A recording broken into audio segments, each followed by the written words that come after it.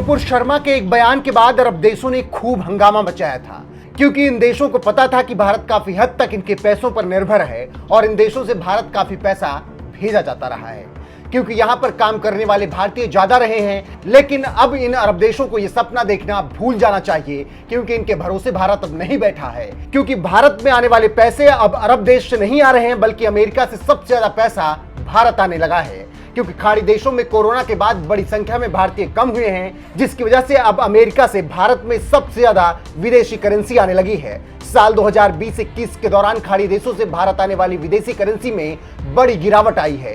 Corona महामारी की वजह से यह गिरावट देखने को मिली है। दूसरी तरफ अमेरिका, यूके और सिंगापुर भारत में विदेशी करेंसी भेजने वाले अहम देश बनकर उभरे हैं।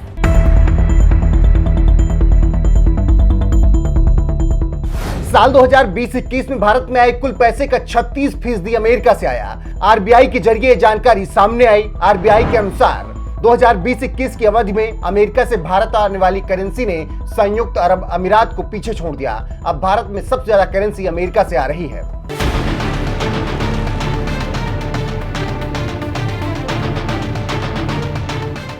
बता दें कि इससे पहले भारत आने वाली 50% करेंसी गल्फ कोऑपरेशन काउंसिल यानी जीसीसी देशों से आता था। इन देशों में यूएई, सऊदी अरब, इराक, कतर, कुवैत, ओमान और बहरीन जैसे खाड़ी देश शामिल हैं। ये आंकड़े ये बताने के लिए काफी हैं कि अब भारत अरब देशों पर उतना निर्भर नहीं है जितना पहले हुआ करता था। मोदी सरकार के आने के बाद से भारत अब दुनिया के अलग अलग देश से भी अपने राजनीतिक संबंध बढ़ाने में लगा हुआ है।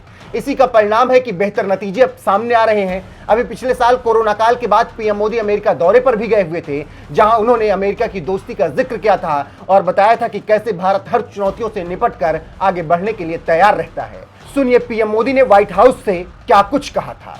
एक्सेलेंसी, सबसे पहले तो मेरा और मेरे डेलीगेशन का बहुत ही गर्मजोशी से स्वागत करने के लिए मैं आपका हृदय से बहुत बहुत आभारी हूँ। कुछ महीने पहले आपके साथ टेलीफोन पर विस्तार से बात करने का मुझे मौका मिला था और बहुत ही आत्मीयतापूर्ण और बहुत ही स्वाभाविक तरीके से आपसे जो संवाद करने का मुझे अवसर मिला वो मुझे हमेशा याद रहेगा और मैं इसके लिए बहुत आपका आभारी हूँ। और वो समय था जब भारत कोविड की दूसरी लहर से बहुत ही पीड़ित था, बड़ा संकट था। लेकिन उस समय जिस प्रकार से आत्मीयता से आपने भारत की चिंता की, जो शब्द व्यक्त किए और जो सहायता के लिए हाथ बढ़ाया, इसके लिए मैं फिर एक बार हृदय से आपका आभार व्यक्त करता हूँ।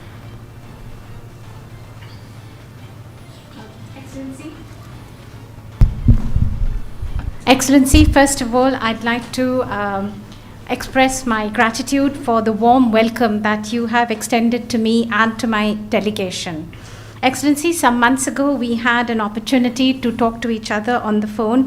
We had a detailed discussion at that time. And the way you spoke to me so warmly and so naturally, I will always remember that. Thank you so much. It was, Excellency, if you remember, a very difficult time. India was confronted with the second wave of the COVID-19 pandemic, a very difficult time for us. But like a family, the sense of kinship, and so warmly you extended a helping hand. The words that you chose when you spoke to me, I will always remember that, and I'd like to thank you from the bottom of my heart. आपने एक सच्चे मित्र की तरह बहुत ही संवेदना भरा और सहयोग का संदेश दिया था। उस समय अमेरिका की सरकार, कंपनीज और इंडियन कम्युनिटी सभी मिलकर के भारत की सहायता के लिए एकजुट हो गए थे।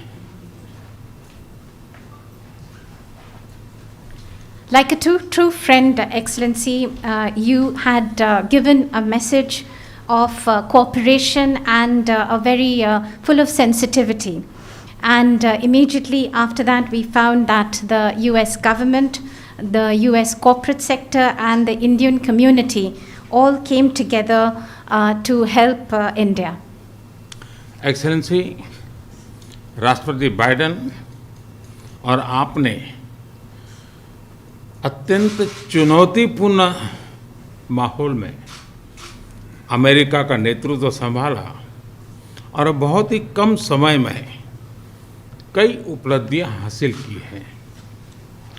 कोविड हो, क्लाइमेट हो या फिर क्वाड, सभी पर अमेरिका ने बहुत ही महत्वपूर्ण इनिशिएटिव लिए हैं।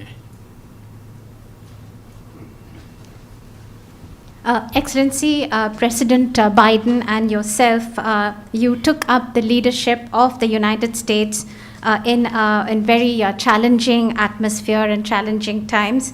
But within a very short period of time, you have had many achievements to your credit, whether that be COVID, climate, or the Quad. On all these issues, the United States has taken very important initiatives.